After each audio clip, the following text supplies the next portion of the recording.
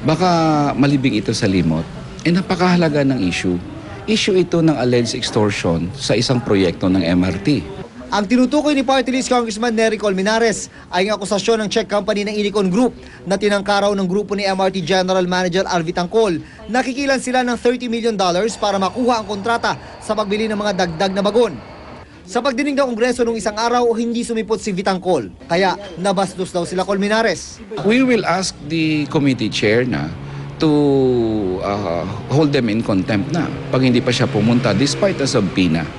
Baka ilang beses nabanggit ang pangalan ni Vitangcol sa hindi pirmadong affidavit ni Czech Ambassador Joseph Richter, ang whistleblower sa kontrobersya. Tumugma ito sa pirmadong affidavit naman ni Joseph Fusek, Chief Executive Officer ng Inicon Group na isinumite sa House Committee on Good Government and Public Accountability.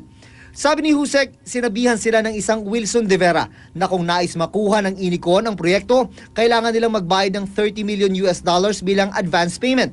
Nagulat daw dito ang grupo ni Fusek dahil hindi nila inasahan ang ganong klase ng pagninegosyo. Ang alok daw, bumaba sa $2.5 million.